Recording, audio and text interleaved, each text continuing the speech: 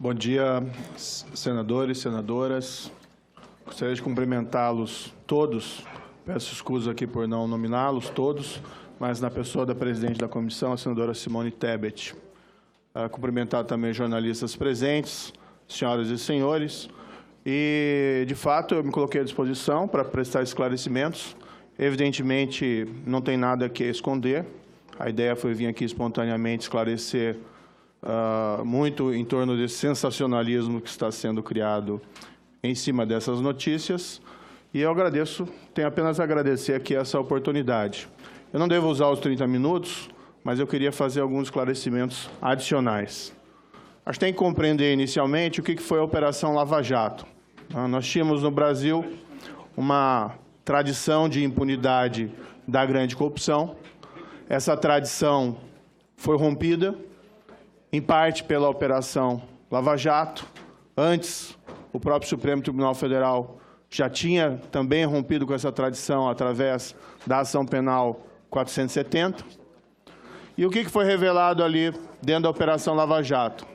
Havia um grande esquema criminoso que envolvia o pagamento de vantagem indevida ou propina de maneira sistemática por empresários em contratos da Petrobras a diversas autoridades públicas, dirigentes da estatal, da Petrobras, outras autoridades, agentes políticos.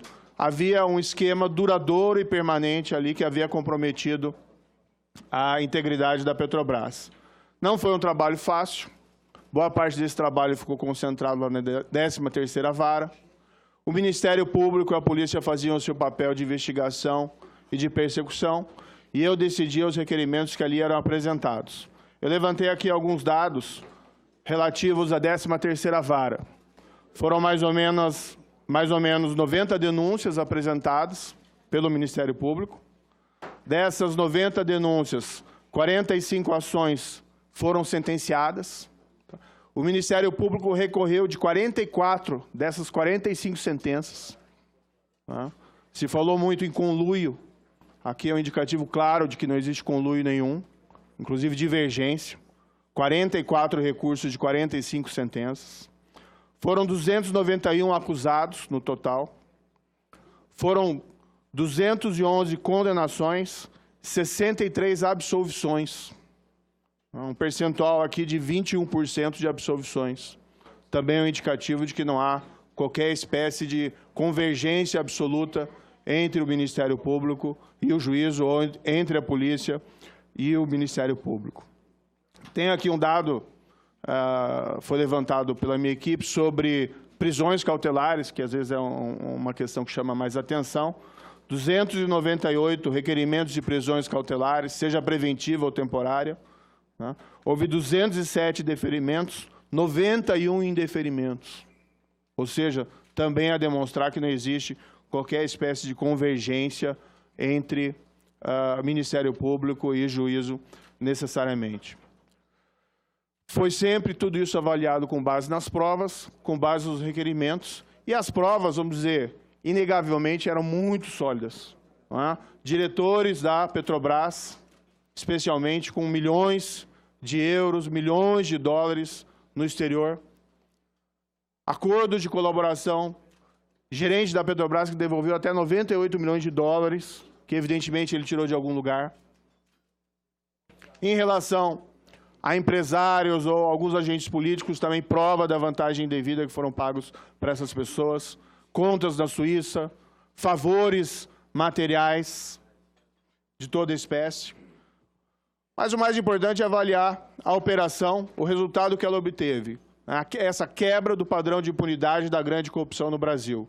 É claro que é muito ainda para fazer, é isso que se dispõe a fazer o governo, é isso que se dispõe a fazer o Ministério da Justiça e da Segurança Pública, juntamente com o Congresso Federal.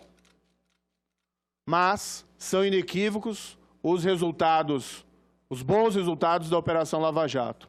Tem aqui um dado que até 7 de julho de 2019 foi devolvido em dinheiro à Petrobras cerca de 2 bilhões 767 milhões que foram recuperados nessas investigações criminais. É um número que nós não temos um paralelo tá? Dentro do nosso histórico processual. Quanto à invasão dos aparelhos celulares, há mais ou menos 30 dias ou 2 meses, recebi uma informação que aparelhos celulares de procuradores da República, envolvidos na Operação Lava Jato, teriam sido objeto de ataque. Foram abertas investigações para a apuração desses fatos, junto à Polícia Federal. Em 4 de junho, agora mais recentemente, por volta das 18 horas, o meu telefone celular sofreu um ataque. Eu estava com ele em cima da minha mesa, eu vi, foram 3 ligações com o meu próprio número, tá? O número clonado, 3 ligações. Pelo que nós levantamos, não importa se atende ou não a ligação. Tá? Depois dessas 3 ligações, alguém me mandou uma mensagem perguntando se eu tinha entrado no Telegram. Tá? O que aconteceu? A pessoa clonou o meu celular, realizou esses telefonemas. Através disso, eu não entendo muito bem tecnicamente, mas parece que se obtém um código. E com esse código, a pessoa abriu uma conta em meu nome no Telegram. Tá? Eu não uso o Telegram desde 2017. Usei uma determinada época. 2017, eu não lembro exatamente o período, eu parei de utilizar. Tá? Em princípio, o conteúdo do meu celular não foi acessado. Pelo menos nós não temos nenhuma evidência nesse sentido até o presente momento. O que nós fizemos? Nós chamamos a Polícia Federal. No mesmo dia, a Polícia Federal examinou o meu aparelho celular. Posteriormente, eu entreguei o meu aparelho celular à polícia. Essas afirmações que têm sido feitas aqui, eu não teria entregue, são falsas. Isso foi entregue, documentado à Polícia Federal, para fazer o exame. Afinal de contas, não tem nenhum receio a respeito do que tem dentro daquele aparelho. Aparentemente, esse grupo criminoso tem esse método de clonar aparelhos e buscar invadir aplicativos, especialmente esse Telegram. A investigação está sendo realizada com autonomia pela Polícia Federal. Eu já disse mais de uma vez no passado, o meu papel como ministro da Justiça é um papel estrutural, tá? Apenas para garantir também a autonomia dos órgãos vinculados ao Ministério da Justiça. Então, eu não acompanho para e passo cada um desses acontecimentos. A minha opinião em particular, embora esses fatos estejam sendo investigados e a conclusão vai depender do fim das investigações, é que existe um grupo criminoso organizado por trás desses ataques. Afinal, há uma grande quantidade de pessoas que sofreram invasões ou tentativas de invasões, o que aponta para a improbabilidade de que seja um hacker isolado.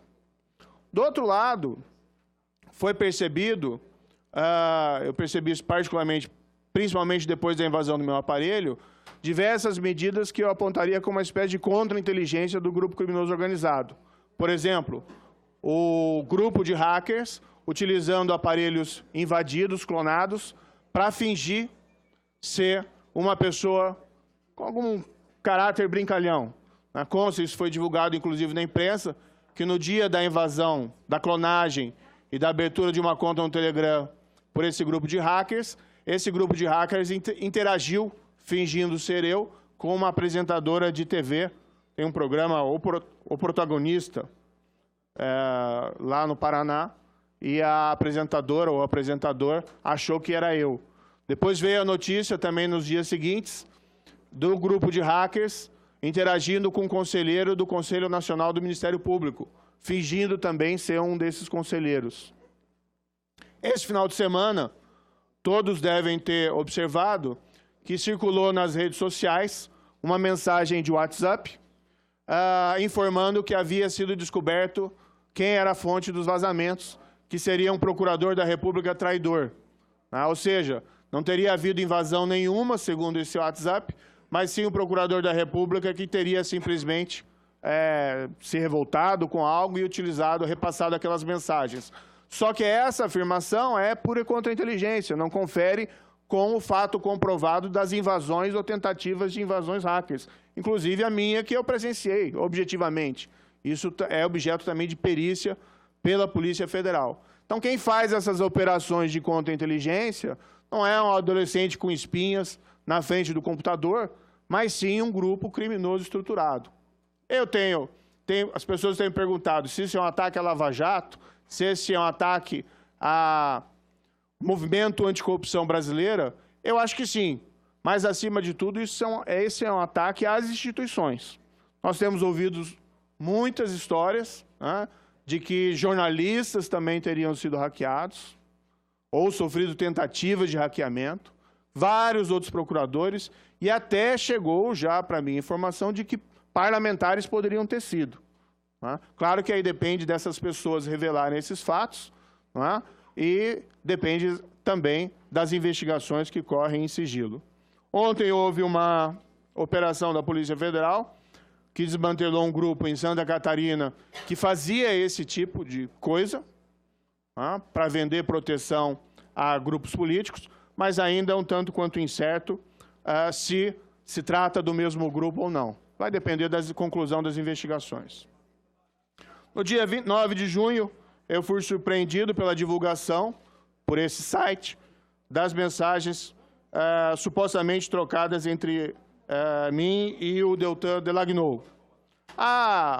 Vamos colocar assim, que a divulgação dessas mensagens está ali repleta de sensacionalismos. É uma exacerbação sobre o conteúdo dessas supostas mensagens. O veículo não me consultou previamente à publicação da matéria, violando aí uma regra básica do jornalismo, colocou lá uma desculpa de que tinha medo de ser censurado ou sofrer alguma espécie de busca e apreensão. Isso não foi feito desde então. O próprio veículo, apesar de colocar isso, no dia 13, veiculou novas supostas mensagens, sem novamente realizar qualquer consulta prévia a respeito desse conteúdo, mais uma vez violando essas regras básicas do jornalismo. Tenho tido muita cobrança no sentido, olha, tem que dizer se as mensagens são autênticas ou não são autênticas. O fato é que eu não tenho mais essas mensagens no meu aparelho celular. Como eu disse, eu utilizei o Telegram em um determinado período. Em 2017, salvo engano, coincidentemente com aquele período em que foram noticiadas invasões hackers na eleição norte-americana, eu acabei achando que aquele modo, aquele aplicativo, não é, de origem russa não era um veículo lá muito seguro. Eu saí do Telegram desde então. Então, eu não tenho essas mensagens para eu poder afirmar se aquilo é autêntico ou não. O que eu vejo ali, nas mensagens que foram divulgadas, tem algumas coisas que eventualmente posso ter dito. Tem algumas coisas que me causam estranheza. Mas o fato é que, ainda que tenha alguma coisa ali verdadeira, essas mensagens podem ser total ou parcialmente adulteradas, às vezes até com mudança de trecho ou mudança de palavra, para caracterizar uma situação de escândalo que, no fundo, é inexistente. Desde o primeiro momento, podem lá examinar as notas que nós emitimos desde o início, nós sempre nos referimos como supostas mensagens. Eu não tenho como me certificar da autenticidade disso. Esse veículo que tem essas mensagens não teve a dignidade, né? Diz lá que tem um grande escândalo, grandes ilícitos, o que ainda está carente de demonstração, mas não teve a dignidade, tudo bem, divulga, mas apresenta perante uma autoridade independente. Se eventualmente não quer apresentar para a Polícia Federal, apresenta lá para o Supremo Tribunal Federal, para que aquilo possa ser examinado na sua inteireza e verificado se, de fato, aquilo tem uma autenticidade. Chamou a minha atenção, examinando, por exemplo, que as mensagens, nós não temos a memória, mas, por exemplo, chamou a atenção as mensagens que foram divulgadas naquele primeiro domingo, a atribuição do diálogo feita ao Procurador da República, ele é denominado como Delagnol. As mesmas mensagens que foram divulgadas por esse site na quinta-feira seguinte, o procurador já é denominado como Deltan. Então fica a dúvida, isso foi tirado do material original ou eles estão editando o material e fazendo ali os apontamentos e atribuições que eles entenderem pertinentes. Então, eu queria saber como é que eles estão, qual o critério que eles estão adotando para poder atribuir a autoria dessas mensagens a um ou outro, inclusive aqui as minhas. De todo modo, né, como eu disse, embora não reconheça que as mensagens sejam autênticas ou não possam ter sido parcial ou totalmente adulteradas, o fato é que várias pessoas, lendo essas mensagens, não identificaram, ao contrário de todo o sensacionalismo do site, ali ilícitos, ilegalidades ou qualquer espécie de desvio ético. Vamos esclarecer para quem não conhece, mas aqui há vários ex-juízes, ex-policiais, ex-advogados. Vamos esclarecer que na tradição jurídica brasileira não é incomum que juiz converse com advogado, que juiz converse com promotor. Isso acontece todo momento, juiz conversando com policial. E no caso do juiz criminal, é muito comum, já que o juiz é responsável tanto pela fase de investigação como pela fase do processo, que receba, né, policiais e procuradores e se converse, né, sobre, vamos dizer, diligências que vão ser requeridas, diligências que vão ser cumpridas. Isso é absolutamente normal. Então, por exemplo, chega lá o procurador e fala, vou requerer a prisão preventiva do fulano X. O juiz fala, olha, para requerer isso tem que ter uma prova muito forte. Isso é normal. Chega o advogado e pede lá, doutor, eu quero a revogação da prisão preventiva do meu cliente. Aí o advogado chega, doutor, eu quero revogar a prisão preventiva do meu cliente. O juiz fala, olha, seu cliente foi preso por isso, por isso, por isso. Para essa revogação, seria interessante demonstrar isso, isso e isso.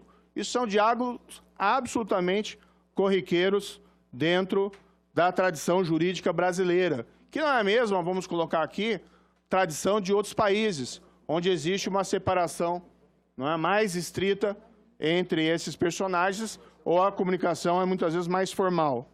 Foram divulgados, desde que foram divulgados a matéria, várias pessoas se manifestaram em jornais, não é, afirmando essa normalidade.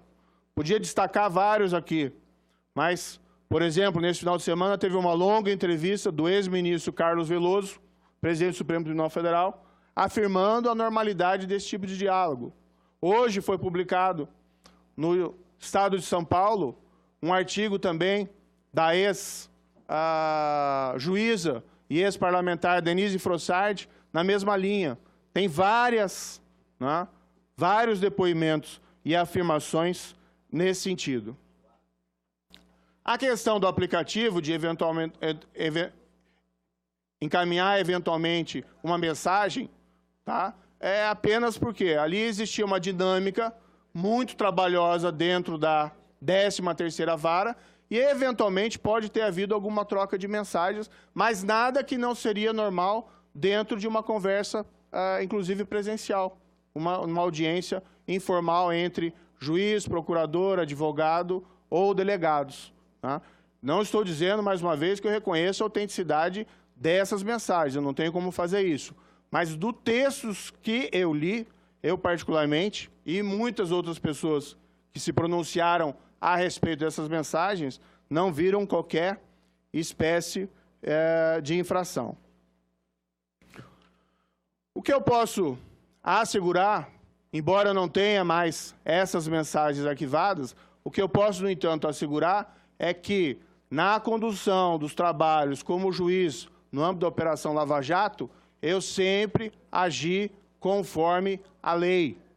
Tá? E aplicar a lei para esses casos de grande corrupção, que envolviam criminosos poderosos, não era algo exatamente fácil. Aí isso envolveu muita dedicação, muito esforço. Tá? Não foi algo fácil, eu fui sempre, constantemente, vítima de ataques. Pensei que, saindo da magistratura e vindo a assumir essa posição de ministro, esse passado, esse revanchismo, esses ataques ao trabalho de juiz, enfrentando ali a corrupção com a aplicação imparcial da lei, teriam acabado, mas, pelo jeito, aqui me enganei. O que existe aqui, de fato, né? E, para resumir, é uma invasão criminosa por um grupo criminoso organizado que tem por objetivo ou invalidar condenações por corrupção e lavagem de dinheiro, ou obstaculizar investigações que ainda estão em andamento e ainda podem atingir pessoas poderosas, ou um simples ataque às instituições brasileiras. Enfim, na minha avaliação, eu sempre entendi que a única coisa que eu fiz foi aqui cumprir o meu dever, né? E pretendi cumprir esse dever com a máxima correção. Essas reações eram esperadas, já ocorreram no passado. Eu confesso que dessa vez, né, fiquei surpreendido pelo nível de vilania e de baixeza dessas pessoas responsáveis pelos ataques, né, e pela ousadia criminosa de invadir ou tentar invadir telefones de procuradores da República, inclusive o telefone do ministro da Justiça, e utilizar isso não para fins de interesse público, mas sim para minar os esforços anticorrupção, que não foi, vamos dizer assim, uma conquista de um grupo de procuradores, de policiais ou das instituições judiciárias, não só minha, mas também de juízes de outras instâncias, mas sim foi uma conquista da sociedade brasileira. Foi a sociedade brasileira que, nos últimos 5 anos, foi a mola propulsora desses esforços anticorrupção. E o que se tem aqui disfarçado de ataques criminosos hackers e supostas divulgações sensacionalistas para fins de interesse público é um ataque a essas conquistas da sociedade brasileira nos últimos 5 anos. É isso, senadora.